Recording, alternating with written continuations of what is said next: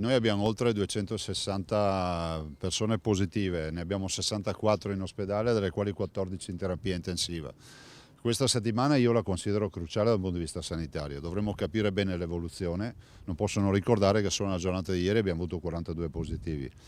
Se l'evoluzione sarà un'evoluzione sostenibile, si può parlare di un contenimento del contagio, quindi misura che funziona. Se sarà un picco di contagio vuol dire che questo virus sta andando verso lo sfogo, dopodiché speriamo che inizi velocemente la discesa e di uscirne con pochi danni dal punto di vista sanitario. Facendo il punto della situazione nella sede regionale della Protezione Civile a Marghera, il governatore Zaia ha evidenziato come questa settimana permetterà di capire meglio come muovere i passi successivi, ricordando anche che Il decreto viene fatto perché c'è un'indicazione dell'Istituto Superiore della Sanità e quindi non è che non c'è un problema, c'è un'emergenza sanitaria che deve essere affrontata.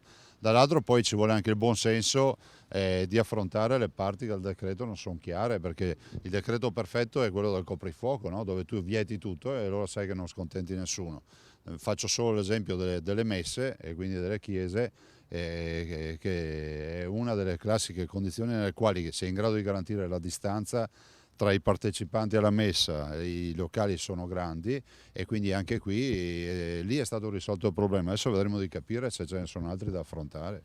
come da affrontare l'aspetto economico, seriamente compromesso. Ho sentito anche ieri sera il Bonaccini, Fontana, stiamo preparando un documento come governatori delle 3 regioni maggiormente colpite, se così si può dire, perché tutte ormai hanno delle presenze di casi positivi, e di un provvedimento di richiesta con tutta una serie di misure che suggeriremo per le nostre imprese, per le microimprese e per le imprese in generale. Visto e considerato che il momento è tragico, bisogna anche ad esempio attingere alla cassa integrazione in deroga.